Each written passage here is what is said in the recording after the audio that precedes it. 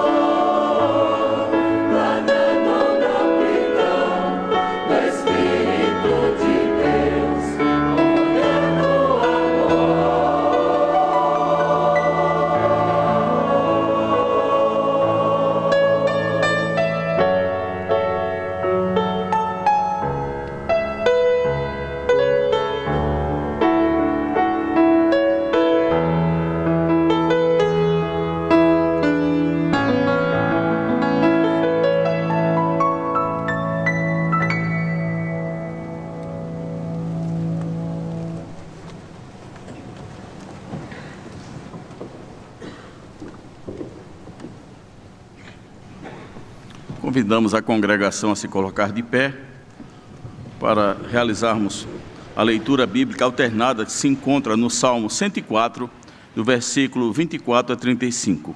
O oficiante lerá o versículo inicial. Que variedade, Senhor, nas tuas obras, todas com sabedoria as fizeste, cheia está a terra das tuas riquezas. Eis o mar vasto e imenso, no qual se movem seres sem conta, animais pequenos e grandes. Por ele transitam os navios e o monstro marinho que formaste para nele folgar. Todos esperam de ti, e eles deves comer a seu tempo. Se lhes dás, eles o recolhem. Se abres a mão, eles se fartam de bens. Se ocultas o rosto, eles se perturbam. Se lhes cortas a respiração, morrem e voltam ao seu pó. Envias o teu Espírito, eles são criados, e assim renovas a face da terra. A glória do Senhor seja para sempre. Exulte o Senhor por suas obras. Com só olhar para a terra, ele a faz tremer. Toca as montanhas e elas fumegam. Cantarei ao Senhor enquanto eu viver. Cantarei louvores ao meu Deus durante a minha vida. Seja-lhe agradável a minha meditação, eu me alegrarei no Senhor.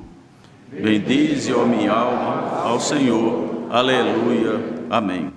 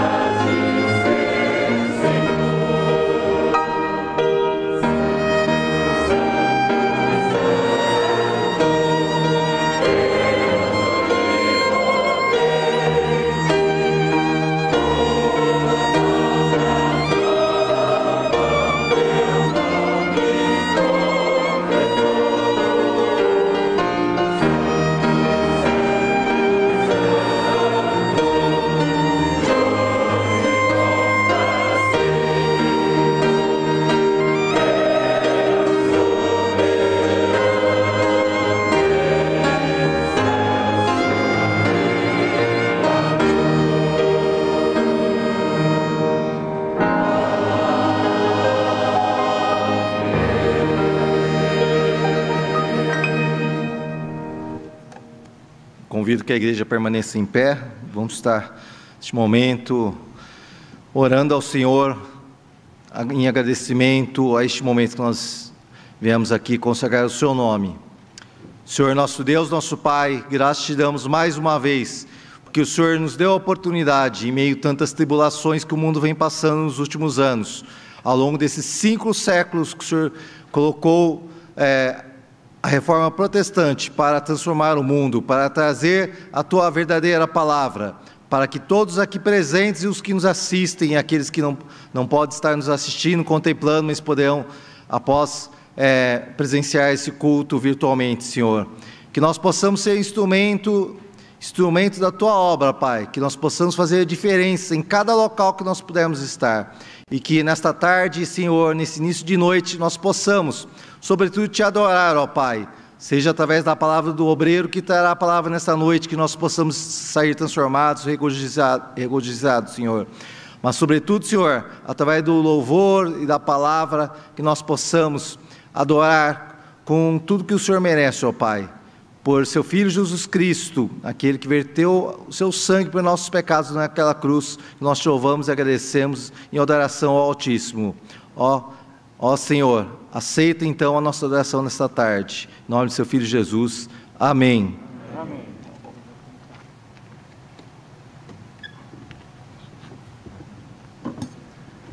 Eu peço a congregação que sente, por favor.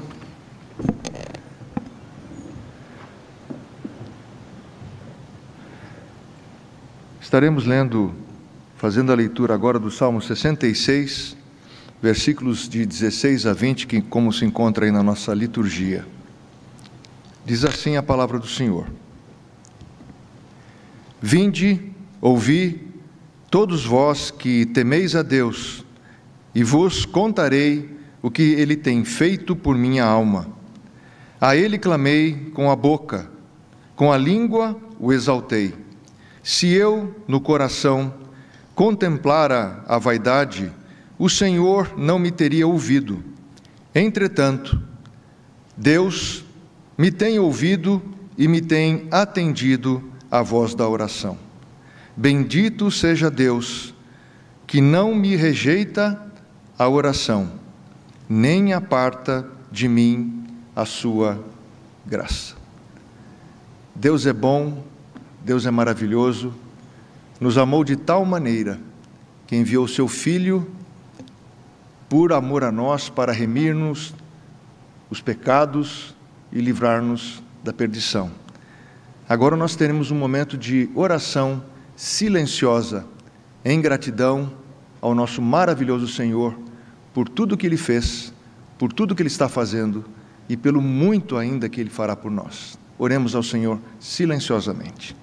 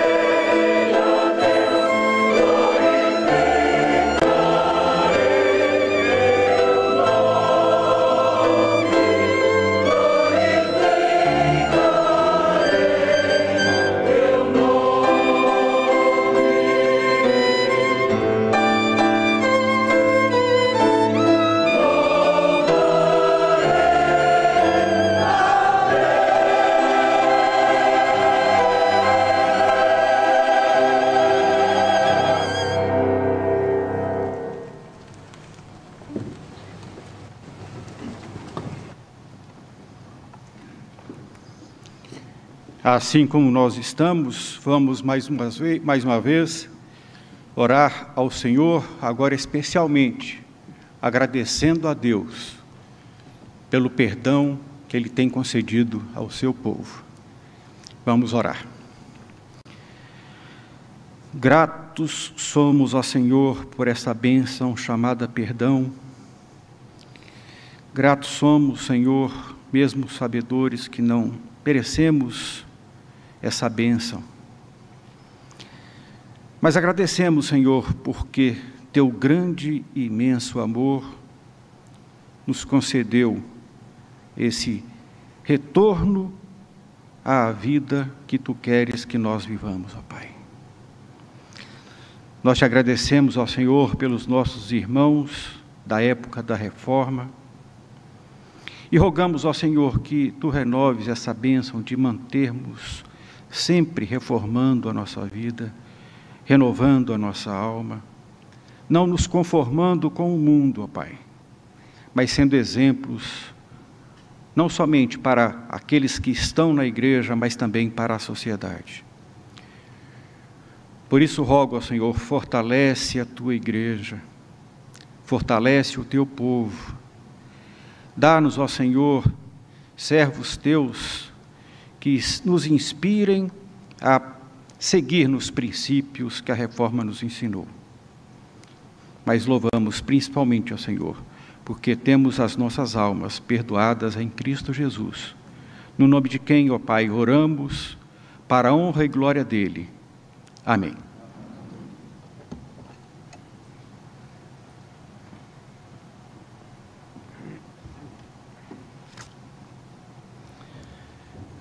Queridos irmãos, esse é o momento na nossa liturgia em que nós vamos expressar a nossa gratidão a Deus por Ele ser o Senhor da história e conduzir todos os atos dessa história. Eu convido você a fazermos juntos a leitura que está em Romanos capítulo 11, versículo 33 a 36.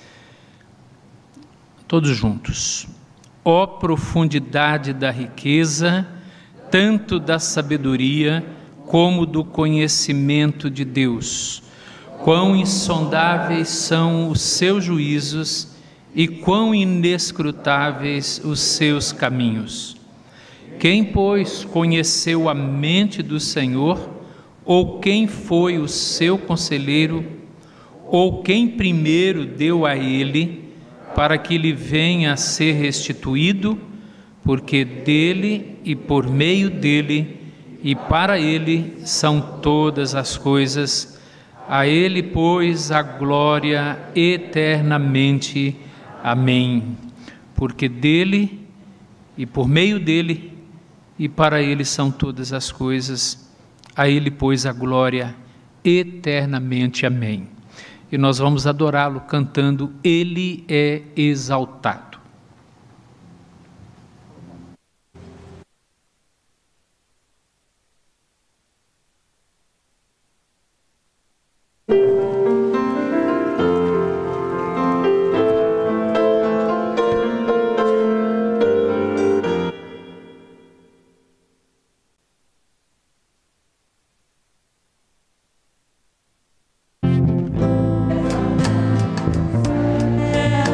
Eu louvo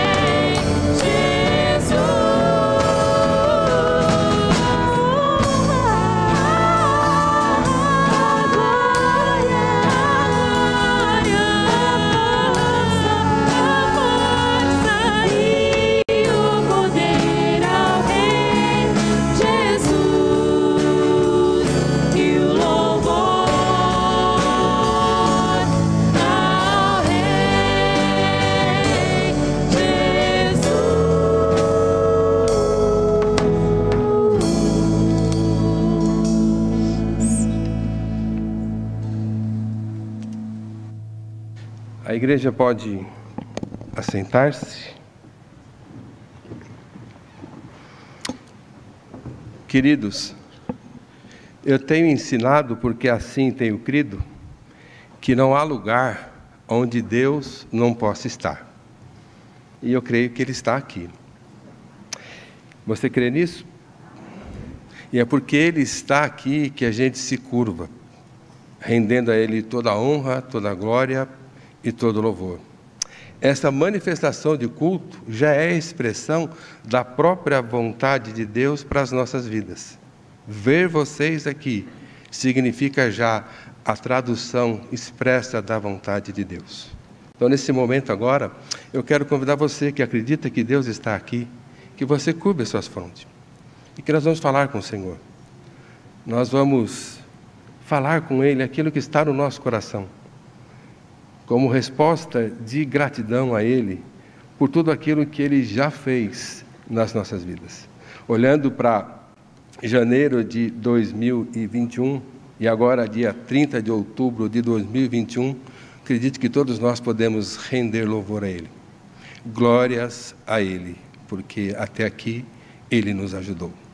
Feche os seus olhos, vamos falar com o nosso Pai. Deus amado, louvado seja, Senhor, o Teu nome, porque aprove Deus ao Senhor permitir para nós agora esse encontro, nesse dia, para juntos como filhos do Senhor, como povo Teu, louvarmos e bendizermos o Teu santo e excelso nome. Pai querido, graças te damos por isso, porque Tu és digno de toda honra, de toda glória e de todo louvor, e porque nós cremos, Deus, que é o Senhor que coloca esse desejo no nosso coração. É o Senhor quem vai moldando e lapidando cada um de nós para estarmos aqui, ó Deus, com um desejo sincero de bendizer ao Senhor, de render graças ao Senhor, de reconhecer, ó Pai, que tudo que temos e somos vem, ó Pai, das Tuas dadivosas mãos. Aceita então, ó Pai, esse culto como expressão de louvor e adoração de um povo que se chama pelo Teu nome. É assim, ó Pai, que oramos com gratidão no nosso coração, reconhecendo a Tua presença nesse lugar. Oramos no nome santo de Jesus. Amém.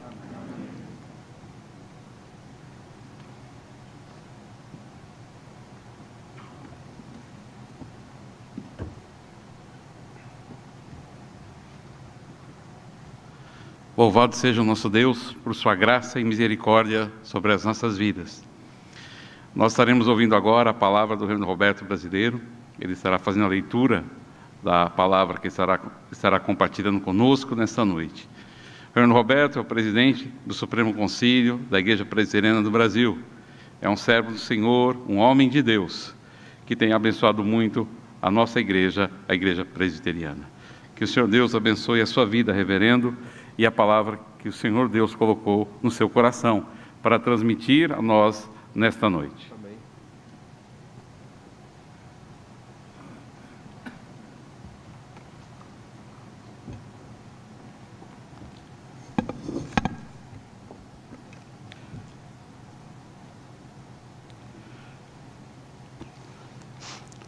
Meus amados, carta do apóstolo Paulo aos crentes da igreja de Éfeso, Efésios capítulo 2.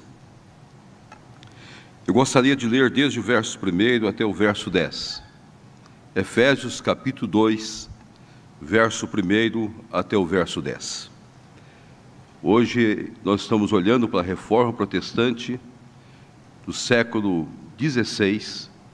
Dia 31 de outubro é o nosso dia, 31 de outubro de 1517. São 504 anos que nós estamos agradecendo a Deus. Vamos ver esse texto. Ele vos deu vida, estando vós mortos nos vossos delitos e pecado, nos quais andastes outrora segundo o curso deste mundo, segundo o príncipe da potestade do ar, do espírito que agora atua nos filhos da desobediência, entre os quais também todos nós andamos outrora, seguindo as inclinações da nossa carne, fazendo a vontade da carne e dos pensamentos, e éramos por natureza filhos da ira, como também os demais. Mas Deus, sendo rico em misericórdia, por causa do grande amor com que nos amou, e estando nós mortos em nossos delitos, nos deu vida, juntamente com Cristo, pela graça sois salvos. E juntamente com Ele nos ressuscitou e nos fez assentar nos lugares celestiais em Cristo Jesus, para mostrar nos séculos vindouros a suprema riqueza da sua graça e em bondade para conosco em Cristo Jesus. Porque pela graça sois salvos mediante a fé, e isto não vem de vós, é dom de Deus, não de obras para que ninguém se glorie, pois somos feitura dele, criados em Cristo Jesus, para as boas obras, as quais Deus, de antemão, preparou para que andássemos nelas. Que Deus assim nos abençoe nesta tarde, nessa gratidão ao Senhor pela história da reforma do século XVI.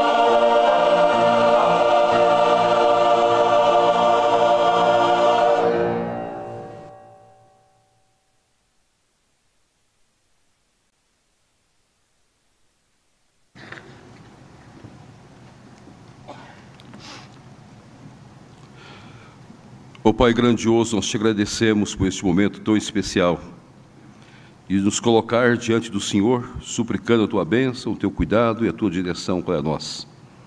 Fala ao nosso coração nesta hora, fala às nossas vidas nesta hora.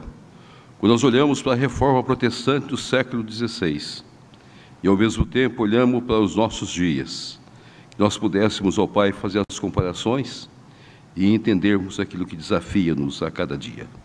Nos ensina, ó Pai, a sermos fiéis, herdeiros da reforma, e em nome do Teu Filho Jesus é que oramos. Amém. Meus amados, eu gostaria de começar como introdução no nosso texto desta tarde, falando da reforma protestante.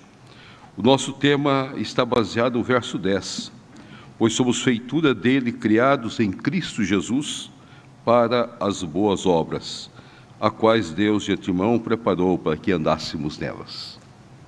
Criado por Deus para as boas obras. Eu gostaria, no final da mensagem desta tarde, trazer para os irmãos 4 ênfases que, de fato, a reforma protestante do século XVI traz para nós, para que nós pudéssemos olhar o mundo na perspectiva daqueles dias, na perspectiva dos nossos dias, e pudéssemos reafirmar que nós estamos andando nessas obras que Deus, pela sua graça, já preparou para que andássemos nelas, em Cristo Jesus. Eu gostaria de solicitar, de pedir aos meus queridos irmãos que depois do tempo que lhes têm, que em algum momento da sua vida pudesse olhar um livro que foi editado pela nossa editora, a Casa Editora Presbiteriana. É um livro de John Piper, e ele apresenta esse livro sobre o teatro de Deus. Ele faz uma análise, uma redescoberta de Calvino, juntamente com outros autores, mostrando a importância de João Calvino para os nossos dias. E eu gostaria de pedir que cada um pudesse depois ler este livro, e gastar um pouco de tempo, é uma leitura rápida, passageira, um livro pequeno, não muito grande, que irá orientá-lo nessa redescoberta que nós precisamos ter nos nossos dias, da importância do nosso reformador, João Calvino, que está presente na reforma. É bom lembrar que João Calvino estava com 8 anos somente quando Lutero afixou as 95 teses na porta da capela de Wittenberg. Foi 1517, no dia 31 de outubro, e João Calvino nasceu em 10 de julho de 1509. Então ele só tinha 8 anos de idade quando a reforma defragou-se. Mais tarde ele veio a ter contato com os estudos dos reformados, que começaram a se espalhar por toda a Europa, e Deus, pela sua graça, o chama para esse ministério. E ele chega a primeira vez em Genebra em 1541, quando ele defronta-se com Genebra e depois é expulso de Genebra, voltando anos depois, 3 anos depois. Isto é, em 1938, Calvino chega em Genebra, e em 1941 ele retorna a Genebra 3 anos depois. Mas o que me chama a atenção é que a reforma começa em 1517. Mas as indagações a respeito da reforma só acontecem no século seguinte, no século XVII, que é chamado o século das grandes confissões, onde nós temos as grandes confissões, foram todas apresentadas na igreja no século XVII. Nós não temos nenhuma confissão grande e que nós adotamos até os nossos dias de hoje, do século XVI. Nós vamos encontrar que o Sino de Dort, em 1618, nós vamos encontrar em 1648, 47, 48, a Confissão de Fé de Westminster, que marca até hoje a vida da Igreja Presbiteriana como a exposição daquilo que nós cremos. Ou nós temos não só a Confissão de Fé, que não sofreu nenhuma variação, nós a temos como ela fora editada em 1648, e 49 e 47 foi o período ali dela e dos catecismos até os nossos dias de hoje, sem nenhum acréscimo ou também decréscimo. A história tem preservada intacta e nós assim a cremos. Mas é bom lembrar também que 100 anos após a Reforma Protestante, acontece esse movimento que vai dar para nós todas essas confissões. E eu gostaria que o nosso querido irmão pudesse depois ler essas confissões. Vocês vão encontrar todas essas confissões em 2 Bíblias que foram editadas pela nossa Casa Editora Presbiteriana. Uma, a Bíblia de Genebra, Estudos de Genebra, e outra, a Bíblia de Herança Reformada. Eu aconselho a cada um dos meus queridos e amados irmãos que, se puderem, adquirem essas Bíblias e comecem a ler as confissões. Lá você vai encontrar cada uma dessas confissões que foram produzidas no século XVII para instrução da igreja e para nortear a vida da igreja a partir daí. Mas por que a reforma? O ponto central da reforma é o pecado. A questão séria do mundo é a agonia do pecado. Como eu posso me livrar do pecado? Como eu posso descobrir que eu sou perdoado por causa do meu pecado? Esse é o ponto central.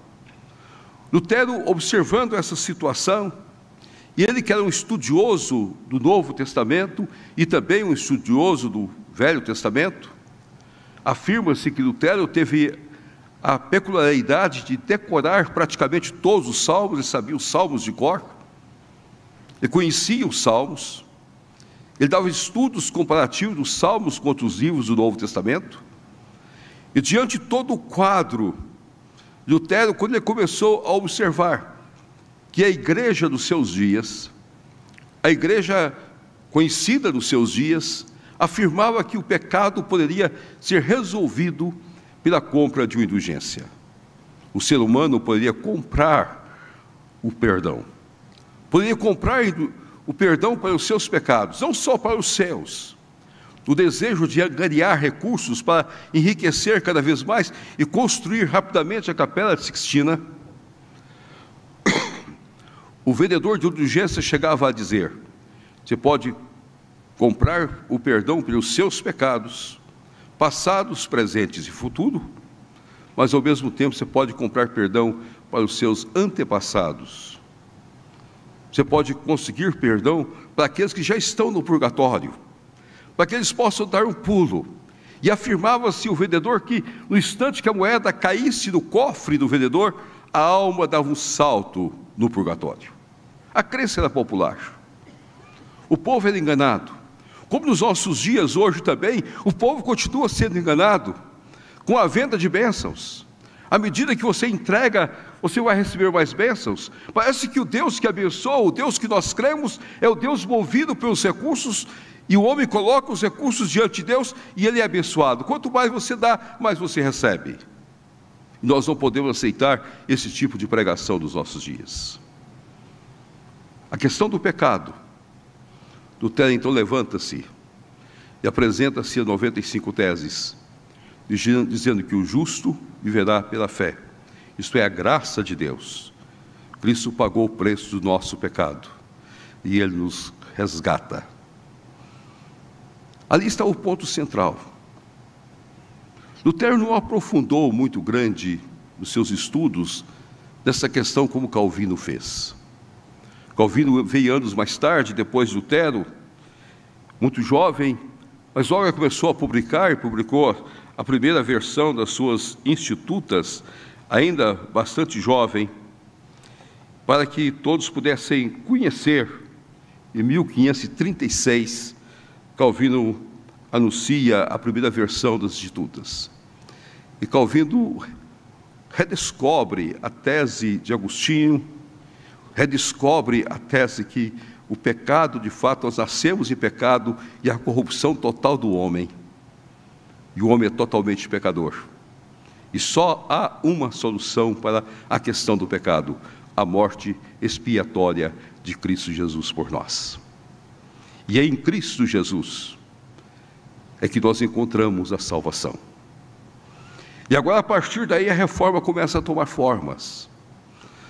começa a tomar sentido. Calvino é levado para Genebra, inicialmente por um chamado de Farel. É colocado na cidade de Genebra em 1938. Depois é expulso de Genebra em 1941. Casa-se em 1541. E vem a falecer em 1564. 55 anos somente de idade. Muito jovem. Mas Deus deu a Calvino toda a instrução, toda a visão. E ele, a partir daí, ele começa a mostrar nas suas teses reformadas a liberdade que nós temos de estudo das Escrituras Sagradas. Nós podemos dizer que a doutrina calvinista ela está calcada em 2 pontos: o livre exame das Escrituras e a glória de Deus. É das Escrituras que eu encontro a realidade do homem. É das Escrituras que eu descubro o querer de Deus para as nossas vidas. É das Escrituras que eu descubro a vontade de Deus dia a dia para cada um de nós. É das Escrituras que eu descubro que eu sou pecador, estou morto e eu preciso da graça exclusiva de Deus. E eu vou compreender que eu sou um eleito de Deus, e como eleito de Deus eu posso ser salvo, não por méritos meus, mas méritos de Cristo dados por mim. E é Cristo que me põe na melhor posição, mas tudo para a glória única de Deus. Não é para a glória do homem. O homem é passageiro. A doutrina calvinista não centraliza no homem, mesmo trazendo o homem agora, de fato, para o palco principal. A doutrina calvinista coloca Deus como o Senhor da história, como aquele que de fato deve ser cultuado e adorado por todos nós, mas chama o homem para o palco da história, para que o homem descubra a sua pequenez e a sua nulidade, e só possa descobrir o sentido maior da sua vida quando ele passa a glorificar a Deus. É na glória de Deus que nós encontramos a nossa realização. O livre estudo das Escrituras e a glória de Deus continua até os nossos dias de hoje sendo os 2 pilares principais para nós.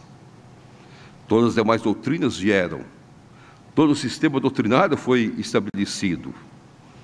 100 anos depois de Calvino, ou da Reforma, é que nós temos o Sino de Dort, que dá para nós os pontos principais. Em 1648, nós temos a Confissão de Westminster e os nossos catecismos, que vai dar a posição doutrinária que nós adotamos até os nossos dias de hoje.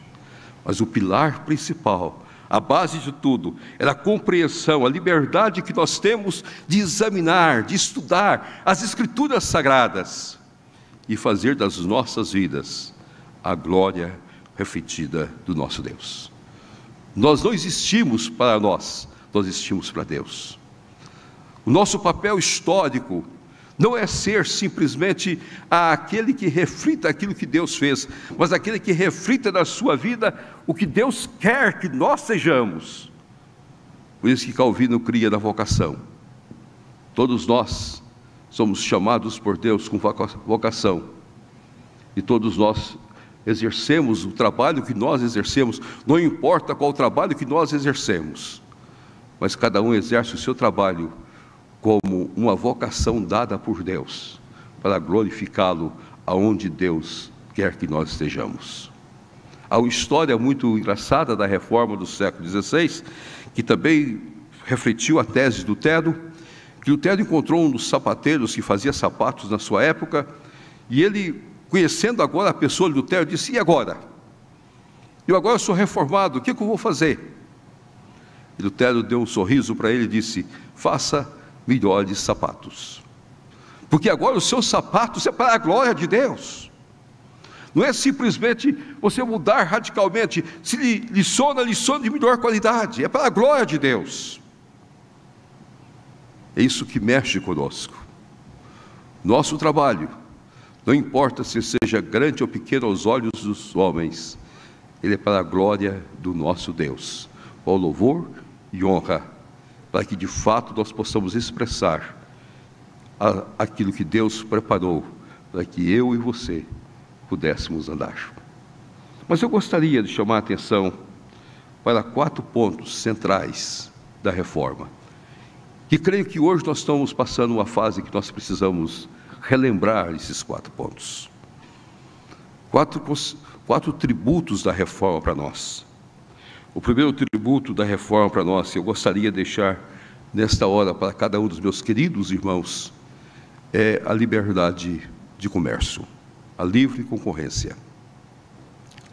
A reforma mudou o mundo daquela época. Quando ela mudou o centro da vocação do homem, o homem agora tinha oportunidade de desenvolver. Ele não nasce servo para ser servo de um senhor feudal. Ele nasce com possibilidade de crescer e desenvolver na sua vida. Essa é a tese reformada. Alguns acusam que a reforma é a mãe e o pai de um capitalismo. Não, a reforma não é a mãe nem o pai de um capitalismo doentio, exagerado, destruidor.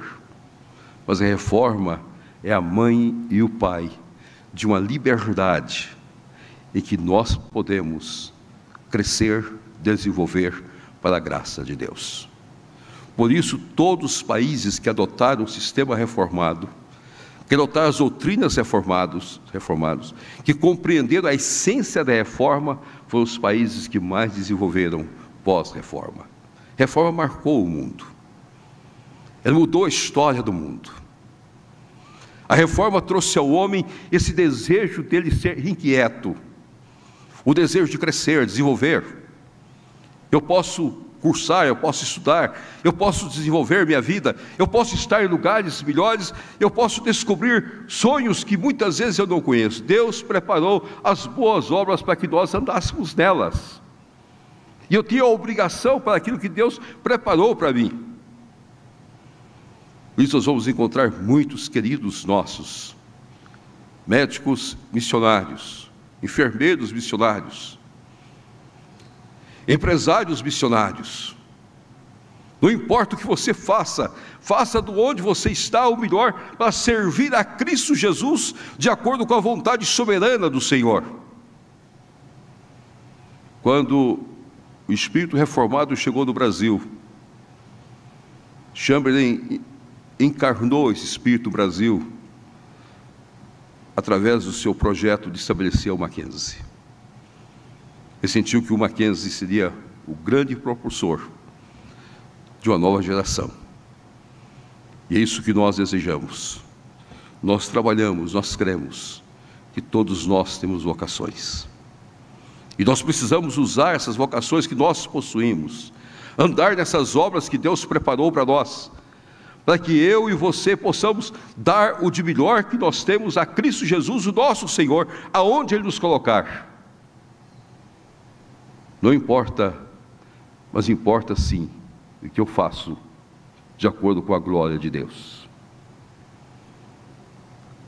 A visão estagnada, doentia, estática da Igreja Católica seja gerada por uma visão de desenvolvimento, de movimento, sair do comodismo, sair da realidade. Uma visão em que destrói os parâmetros de um socialismo destruidor, mas dá ao homem a condição de cumprir o seu ministério. E lembrar que a tese de João Calvino sempre foi a mesma: trabalhe muito, ganhe muito. Aí o irmão vai dizer: pastor, está ótimo, para aí. Aí Calvino colocou a terceira coisa: gaste muito a favor dos outros. Nós só podemos melhorar a condição do ser humano quando de fato nós encarnarmos este ideal reformado. E nós somos herdeiros de uma reforma. Nós não podemos passar nossa vida toda pensando que nós não temos obrigação para com os outros. Nós temos que ter essa visão ampla, colocada as nossas vidas, prontas diante de nós. As obras estão aí, nós fomos resgatados do nosso pecado em Cristo Jesus, mas não para dizermos: Senhor, eu te glorifico porque agora eu estou salvo. Não, meu querido, Senhor, eu te glorifico porque eu vou trabalhar para servir ao meu próximo como o Senhor quer que sirva, para a glória do Senhor e para o louvor do Senhor. Mas há uma segunda consequência que eu gostaria de colocar para os irmãos. Na tese de Calvino, uma outra ideia central é a ideia da representatividade. A democracia no seu mais amplo momento histórico. Nós muitas vezes temos perdido isso, meus queridos. Quando você faz uma análise da Bíblia, você vai encontrar esses princípios muito bem estabelecidos. E João Calvino levantou esse princípio da representatividade, e os irmãos depois podem procurar nos comentários de Calvino. Quando se olha Deuteronômio capítulo 1, quando o livro de Deuteronômio está dizendo que Moisés achou que a sua tarefa era muito grande. E ele foi aconselhado pelo seu sogro para encontrar pessoas que pudessem de fato ajudá-lo no desempenho da tarefa de cuidar do povo. E se os irmãos olharem os versos 14 e 15, e podem olhar antes também, a partir do verso 13: tomai-vos homens sábios, inteligentes, experimentados, segundo as vossas tribos, para que os ponha por vossas cabeças. Então me respondeste e dissestes: é bom cumprir a palavra que tens falado. Tomai, pois, os cabeças de vossas tribos, homens sábios, experimentados, e os fiz cabeças sobre vós, chefes de milhares, chefes de 100, chefes de 50, chefes de 10, e oficiais segundo as vossas tribos. A ideia central que Calvino levanta nesse texto é que o povo, as tribos, puderam escolher quem iria de fato representar a tribo. Quem ia representar a tribo de Judá? Quem ia representar a tribo de Isacar? Quem seriam as pessoas que de fato estariam ali representando? E quando nós olhamos a escolha dos discípulos de Jesus, quando faltou um discípulo para completar o colégio apostólico, novamente foi uma escolha, com essa sorte. Judas morreu, nos traiu. Quando nós olhamos um pouco mais na frente, quando a igreja começa a nascer, precisa escolher os novos diáconos, entre todos aqueles irmãos, pessoas fiéis. Levanta as qualidades, mas vamos escolher as pessoas, não só pelas qualidades. E a igreja então escolhe o princípio da representatividade. Nós temos perdido isso, meus amados. Nós temos esquecido disso, que nós somos representados, e na igreja presbiteriana é uma das igrejas mais representativas que nós temos. Nossos presbíteros representam no conselho, nossos diáconos representam no serviço da igreja. Muitas vezes as igrejas têm a liberdade de escolher seus pastores e vão dirigir juntamente com os demais presbíteros o ministério da igreja para a glória de Deus. São princípios que a reforma trouxe para nós. Nós não temos um governo em que o todo governa o todo. Nós temos um governo em que o todo governa a partir dos escolhidos pelo todo. Esse é o mesmo princípio que das democracias mais puras possuem.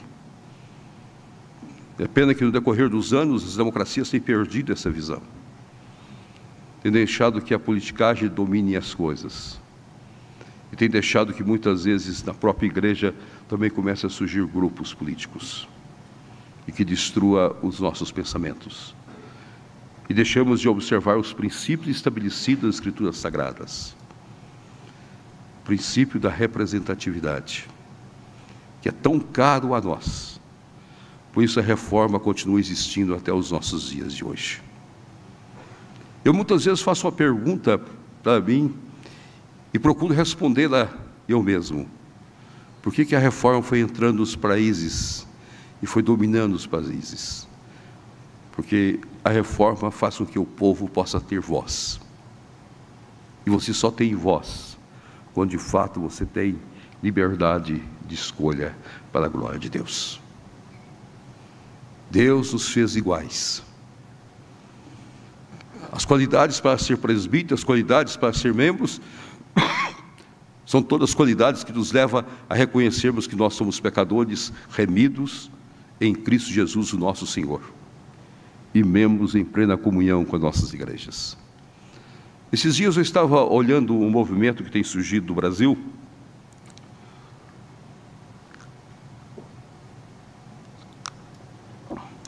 e eu me preocupei um pouco com esse movimento. E esse movimento surgiu em alguns lugares, dizendo que está fazendo um abaixo-assinado para entrar no próprio Supremo Conselho da Igreja, para que a Igreja mude a sua ideia de representatividade. Nós tenhamos mulheres representando a Igreja como presbíteras, como diaconisas, como pastoras, nos seus respectivos ministérios. E me perguntaram, diante desse fato, pastor, então o Supremo Conselho em 2022 pode mudar toda a história? Eu disse, não. O nosso problema não é uma questão simplesmente de uma autoridade advinda de um posicionamento sociológico. Nós discutimos a questão de governo à luz das Escrituras Sagradas. Nosso governo é escriturístico. E nós não encontramos base nas Escrituras Sagradas. O livre exame das Escrituras é que não nos permite abrirmos espaço. Não há uma igreja que tenha a mulher em melhor conta do que a igreja presbiteriana. Eu quero dizer isso para minhas irmãs, de alma lavada, de coração lavado. Não há uma igreja que trata melhor as irmãs do que nós, presbiterianos. Porque para nós, a coroa, de fato, de toda a família está na esposa. E ela, de fato, ela dirige, orienta, ela cuida do lar e forma os novos no decorrer da história. Eu não posso esquecer das instruções que eu recebi aos pés da minha mãe. E aquela mulher simples, sem instrução, sem cultura, mas todos os dias, às 9 horas da manhã, ela estava no seu quarto de joelhos orando pela família. E eu não posso esquecer disso. Quantas vezes segurando as nossas mãos, dizendo, meu filho, abra a Bíblia, leia a Bíblia, entenda o que Deus quer para a sua vida. Então os nossos lares são formados assim. Nossos lares são formados com extremo respeito para com as mulheres. A igreja presbiteriana abomina qualquer tipo de assédio. Não é só assédio moral, é assédio físico. Qualquer tipo de assédio nós abominamos. A igreja presbiteriana abomina qualquer tentativa de feminicídio. Que para nós a mulher é igual dos nossos lares, é a rainha das nossas casas, é a beleza do nosso lar. E eu preciso amar a minha esposa como Cristo amou a sua igreja. É isso que a palavra me ensina. E não há nenhuma coisa melhor para a mulher do que ser amada como Cristo amou a sua igreja. Se for preciso, eu preciso ter disposição para morrer pela minha esposa e dar minha vida por ela. Foi assim que Cristo fez pela igreja. A reforma traz isso para nós. A centralidade da glória de Deus, a pessoa de Deus, os ensinos das Escrituras. E eu tenho de sentar com a minha esposa e ver nela cada dia a pessoa de Cristo Jesus, o meu Senhor e meu Salvador. Então os nossos movimentos, meus queridos, não são movimentos sociológicos, mas são movimentos escriturísticos. E nós precisamos ter coragem de dizer isso para o mundo em que nós vivemos. Um terceiro tributo: a liberdade para ler e escrever. A reforma fez com que todos nós pudéssemos descobrir que eu só poderia ter a Bíblia se eu pudesse lê-la. E não é ter a Bíblia acorrentada da igreja, não é o teu pastor falando para mim, não, é eu ter liberdade de chegar na minha casa, folhear as Escrituras, ler as Escrituras, conhecer as Escrituras. Eu não cheguei a conhecer meu avô, nenhum dos meus avós, mas eu pude ouvir meu pai falando do meu avô paterno, um homem que teve a oportunidade de conhecer a Bíblia. Era ferreiro, uma profissão muito simples no interior de Minas Gerais. Mas era um homem que teve a oportunidade de conhecer a Cristo através dos missionários que passaram por lá e pregaram o Evangelho para ele. E no domingo ele fazia uma coisa muito interessante, ele abria a ferraria dele, todo domingo. A ferraria era toda limpa, arrumada. Ele morava num vilarejo, nem cidade era, e nem vila poderia se chamar, era um vilarejo mesmo.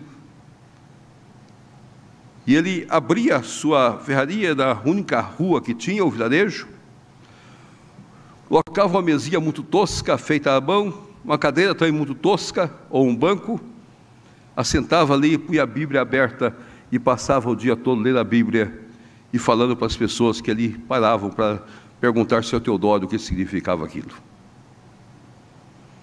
E há anais que mostram que naquele lugar chegou a ter uma escola dominical com mais de 200 pessoas frequentando. A obra de Deus.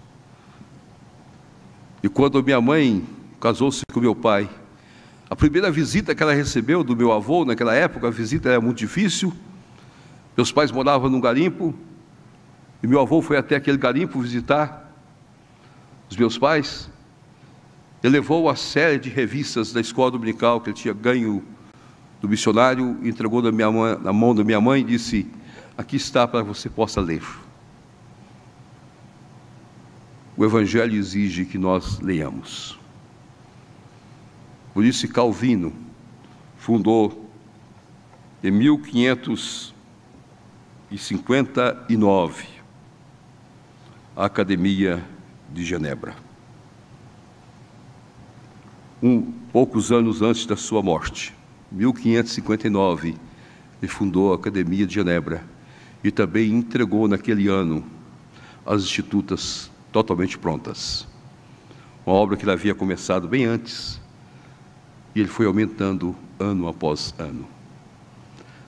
A liberdade. E o Mackenzie foi afundado porque os bíblias conhecidos daquela época precisavam ler e escrever. Muitas cidades do Brasil, muitas cidades pequenas, nesse Brasil todo nosso, abriram escolas, porque a preocupação nossa é que as pessoas precisavam ler e escrever para estudar a Bíblia Sagrada. Coube a Lutero a instituição da escola pública no mundo. E coube a Comênios, praticamente 200 anos depois de Lutero, a pedagogia mais moderna daquela época e até quase os nossos dias de hoje, sob a instrução popular do povo. Então o mundo deve à reforma, de fato, o surgimento da oportunidade das escolas públicas. E deve à reforma também o surgimento das grandes universidades no mundo todo. Porque a reforma trouxe no seu bojo, para a glória de Deus, a liberdade que nós temos de ler, de escrever, de estudar. Do lado havia vocação, e agora Deus abriu as portas para nós, pela graça de Deus. O menino do interior, sem nenhuma condição, poderia estudar, poderia crescer na vida, estudando nas escolas. Precisa ter força. Por isso Miguel Torres, o grande Miguel Torres, Pedro Júlio de Andrade Ferreira, escreveu um livro sobre Miguel Torres, que a geração de hoje precisa reconhecer e ler. E eu pediria que a nossa editora reeditasse o livro de Miguel Torres, o Apóstolo de Caldas. E vocês vão encontrar nesse livro que Miguel Torres, o missionário que chegou enfermo na cidade de Caldas, perto de Poços de Caldas, foi jogado ali no final do século XIX, morto praticamente, porque não havia tratamento naquela época de tuberculose. Ele, que era um dos primeiros alunos do seminário de Simonton, veio trazido em liteira, carregado por escravos e jogado ali. Miguel Torres abriu uma escola em Campanha, no interior de Minas Gerais. E nessa escola estudou Vital Brasil, que foi o homem que fundou o Instituto Butantan aqui em São Paulo. Não há lugares, tudo é para a glória de Deus, tudo é para o louvor de Deus. Nós não podemos cercear a liberdade de estudar e de ler das pessoas. Nós somos herdeiros da reforma. Nós não vendemos conhecimento, nós levamos a pessoa a estudar e a ter conhecimento para a glória de Deus. E termino a mensagem desta hora dizendo: a reforma trouxe para nós uma das coisas que é mais sublime de todas elas, a liberdade para sermos felizes. A redescoberta da Bíblia mostrou que eu posso ser feliz. Em qualquer lugar que eu esteja, eu posso ser feliz. Meus amados, quando você lê a Bíblia Sagrada e você compreende a beleza de Paulo na carta aos Colossenses, na carta aos Filipenses, você vai descobrir: alegrai-vos, outra vez digo, alegrai-vos, perto está o Senhor. Mas que circunstância estava Paulo quando escreveu essa carta? Que circunstância Paulo escreveu? Aprendi a viver contente em toda e qualquer situação. Ele escreve ali tanto da pobreza como da riqueza. Em qualquer momento da vida eu posso ser feliz. Paulo estava no presídio em Roma, cego, sem nenhuma condição. O Reder Hernandes, quando escreve isso nos seus sermões a respeito de Paulo, eu creio que muitos irmãos já ouviram o sermão de Hernandes. Eu não tenho essa capacidade que Hernandes tem de poetizar todas as coisas, mas o Hernandes vai longe e diz: Paulo estava quase no êxtase naquela prisão, ouvindo as marteladas daquilo que seria mais tarde a sua própria lugar da sua própria morte. E ele pôde dizer: aprendi a viver contente, porque estou em Cristo, e estou fazendo para a glória de Cristo. Você pode estar no lugar onde o mais difícil, mas você pode dizer: eu glorifico a Cristo aqui neste lugar. Uma das coisas mais lindas para o crente é aprender que em qualquer circunstância da vida há uma vocação de Deus para nós. Um amigo meu, pastor missionário, usava sempre a seguinte expressão: aquilo que for mais difícil na sua vida para fazer, faça para a glória de Deus. Ele estava dando um dia uma palestra para um grupo de mulheres, e ele perguntou às mulheres qual era o serviço mais difícil a ser feito na casa. E várias levantaram a mão, e quase grande parte levantou a mão dizendo: lavar as vasilhas pós o almoço. No interior nosso não tinha máquina de lavar, hoje nós já temos, mas naquela época não existia máquina de lavar. Aí ele brincou com as mulheres: faça isso para a glória do Senhor Jesus. Faça cantando. Você vai descobrir que é muito fácil. Mas você fazer chorando, você vai sentir o peso de lavar as coisas. A reforma nos ensinou isso. Calvino foi um dos homens mais enfermos da história. Alguns autores chegam a dizer que ele tinha mais de 40 enfermidades. Eu não sei como o corpo fraco de Calvino podia ter 40 enfermidades. Calvino foi um homem de tragédias. Quando você faz uma análise da vida dele, você descobre que foi um homem de muitas tragédias na sua vida. Viveu pouco tempo casado, perdeu seu filho logo após o nascimento, então não teve a oportunidade mesmo. E no Teatro de Deus eles descrevem que mesmo que a casa de Calvino tivesse outros filhos do irmão dele, de outra parte da família, mas ele mesmo não tinha filhos para se alegrar. Ele que gostava de crianças. Mas uma das coisas mais bonitas na igreja presbiteriana é que as nossas igrejas são claras. Por exemplo, esse ambiente aqui destoa das nossas igrejas. O ambiente fúnebre. A igreja presbiteriana, tudo é claro. O púlpito é cada vez mais claro, o lugar que o povo está é cada vez mais claro, e a gente consegue observar pessoas entrando e saindo. Tirou aquela ideia de uma igreja triste, fúnebre, que era a igreja medieval. É a luz de Cristo raiando.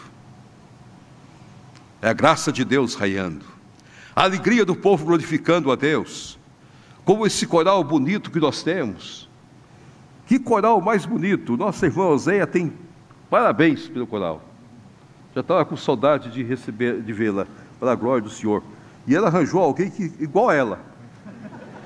Bem jovem. E eu até fiquei perguntando, depois eu preciso saber o nome. Meus irmãos, nós só temos coisas boas aqui. Os nossos irmãos que louvaram a Deus. Os nossos irmãos que tocaram. Tudo é para a glória de Deus. E nós aqui estamos para a glória de Deus. É isso que faz de nós herdeiros da reforma. A reforma aconteceu há 504 anos. Em nenhum momento da história foi proposto outra reforma. No século XVI começou a reforma. No século XVII produziu as confissões. Deus assim permitiu. O Sino de Dort aconteceu praticamente 100 anos depois do início da reforma. A nossa confissão de fé de Westminster, praticamente 127 anos após a reforma, ou só fazer a conta, 1548 para 1517, 48 para 17, os irmãos vão cobrar 131 anos depois. É alguma coisa linda, e hoje não temos mais nada. Nós não precisamos mais de confissões. A igreja não precisa se reunir para confissões. A igreja tem que se reunir para ter coragem de afirmar os tributos da reforma para nós, para a glória de Deus, para o louvor de Deus. Esses tributos que mexem conosco, do livre comércio, trabalhar muito, ganhar muito e destruir muito para aqueles que necessitam, para a glória do Senhor. Precisamos ter coragem de afirmar categoricamente a livre interpretação das Escrituras, que nos leva a entender a democracia na sua pureza, na sua representatividade. Com os nossos presbíteros, com os nossos diáconos, com os nossos líderes, irmãos e irmãs chamados por Deus, entendendo que é a Escritura que dita as normas. Não é a sociologia, não é a psicologia, mas que dita as normas de governo da igreja, é as Escrituras Sagradas, para a glória, para a honra e louvor de Deus. Nós precisamos ter ousadia para dizer para as pessoas que nós cremos a liberdade para ler e escrever. Nosso povo precisa de lei, nosso povo precisa ter literatura em casa, nosso povo precisa gastar tempo, diminuir um pouco o tempo gasto na televisão, para que nós tenhamos mais. Se você puder, meu jovem, leia um livro por semana. Vá às bibliotecas, vai no computador, tem e-books por aí. Hoje nós temos tanta coisa fácil para ler. Vamos ler mais, para nós sabermos as coisas, não ficar somente ouvindo e repetindo ideias. E nós precisamos ter coragem de ser feliz. Ah, como eu sou feliz! Alguns anos atrás eu ouvi uma música evangélica de um pouco diferente da que nós temos nas nossas igrejas. É música do interior nosso, que reflete o ideal do camponês. E essa música falava sobre o anúncio que Deus ia buscar o homem mais feliz daquele vale. E muitas pessoas começavam a olhar, as pessoas que tinham certa importância, pensando, quem vai ser o mais feliz? Mas tinha um crente, homem simples, trabalhador. O homem está sempre cantando, sempre alegre, não reclamava, não questionava, vivia a sua vida. E para a surpresa de todos, aquele homem morreu naquele dia. E as pessoas começaram a descobrir que a felicidade não se encontra naquilo que nós podemos ter, mas a felicidade encontra-se naquilo que nós somos. Nós somos criaturas de Deus, para a glória de Deus. Se Deus der muito para nós, usemos o muito para a glória dEle. Se Deus der pouco para nós, usemos o pouco para a glória dEle e sejamos o povo mais feliz. Que Deus assim nos abençoe. Amém. Amém.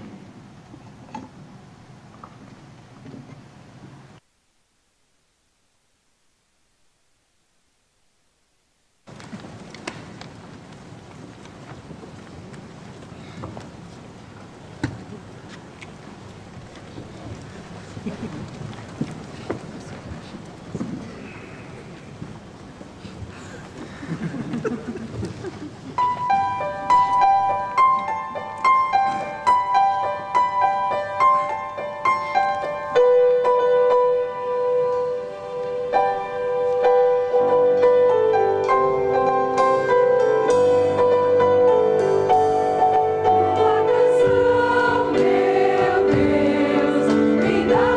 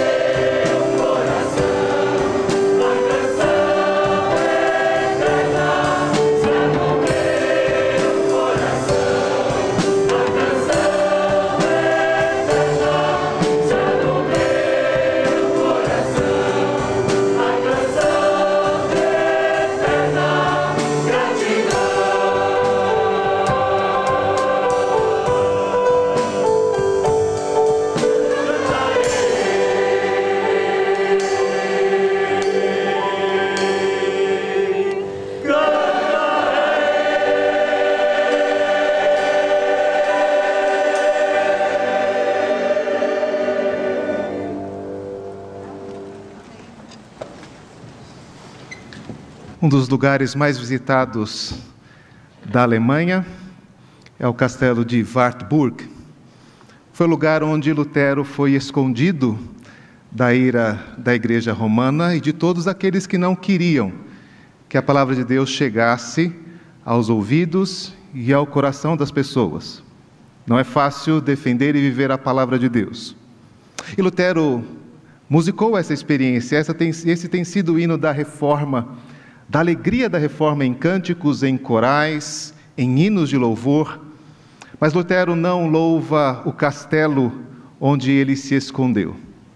Ele louva o Senhor, que é o seu refúgio, a sua fortaleza, o socorro presente em toda a tribulação. Vamos em pé cantar este hino que tem marcado a história da Reforma. O nosso Deus é um castelo forte, Ele é o nosso escudo. Não importa o que acontecer, a alegria e a felicidade da Reforma nos sustenta, sabendo que o Senhor está cuidando de nós em Jesus.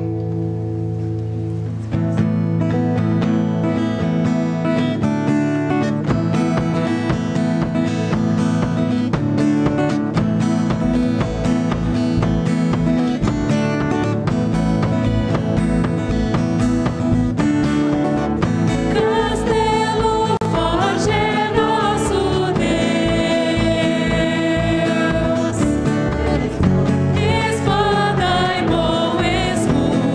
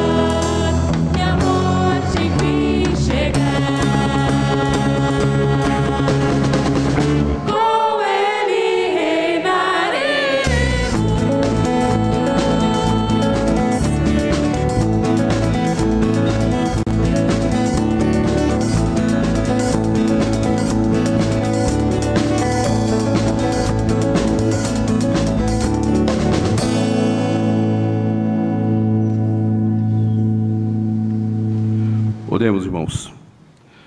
Pai, nós te agradecemos por esta tarde tão gostosa, que nós podemos passar aqui juntos, louvando, glorificando e aprendendo do Senhor. Ser conosco, Pai, no voltar para as nossas casas, protegidos e abençoados pelo Senhor. Abençoe, ó Pai, aqueles irmãos do coral, que desde o mês de maio se prepararam para estar conosco nessa oportunidade. Que este coral, Pai, continue sendo dedicado ao Senhor, cada vez mais, para a glória e honra do Teu nome. Abençoe os irmãos, ó Pai, da orquestra. Nós Te louvamos por cada um desses irmãos, para que possa sentir a Tua graça, o Teu poder e a Tua misericórdia sobre eles. Os nossos músicos, ó Pai, do louvor, com toda alegria servir e louvar o Senhor juntamente conosco. Nós Te louvamos por esses jovens que trouxeram para nós essa visão nova da música, e nós somos gratos ao Senhor por eles. Pelos presidentes Sindo presentes, das famílias das igrejas aqui reunidas, por aqueles que nos assistem nesta hora através da mídia eletrônica, nós Te agradecemos por tudo. Nós Te agradecemos, ó Pai, porque nós temos a oportunidade de estudar as Escrituras Sagradas, de recordar a reforma, de entender a vida de homens que fizeram da história da igreja o seu papel, homens que marcaram profundamente as nossas vidas.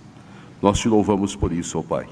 Cuida de nós agora, voltando para os nossos lares, voltando para as nossas casas, para que possamos, ó Pai, reafirmar cada vez mais que nós somos o povo mais feliz da terra, porque cremos em Jesus, porque vivemos com Jesus Cristo, porque glorificamos o Senhor em cada momento, em cada ação das nossas vidas. Seja sempre orientando-nos e fazendo de nós Teu povo. E em nome do Teu Filho Jesus é que oramos. E agora, amados, e de paz, que a graça, que o amor e que a comunhão do Deus Pai, Deus Filho e Deus Espírito Santo, e ser com todo o povo de Deus, com todos os eleitos do Senhor, e com todas as famílias do Senhor aqui representadas, hoje e para todos sempre. Amém. Amém.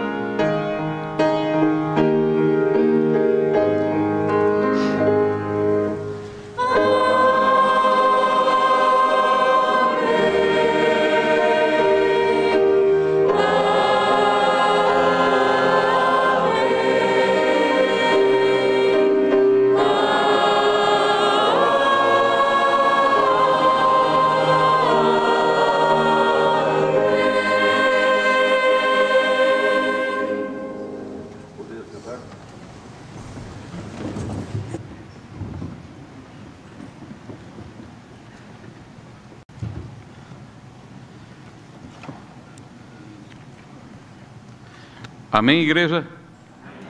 Amém. Amém. Você foi abençoado hoje? Amém. Louvado e adorado seja o nome do nosso Senhor e Salvador Cristo Jesus. Louvado seja o Senhor pelos 504 anos da Reforma Protestante. Eu quero me dirigir também a você que está acompanhando conosco pelas mídias sociais da Igreja Presbiteriana do Brasil, não pôde estar presente aqui no Auditório Rui Barbosa. Que Deus abençoe a sua vida, que Deus abençoe o seu lar, a sua casa, a sua família, que Deus abençoe você, meu amado irmão, minha amada irmã.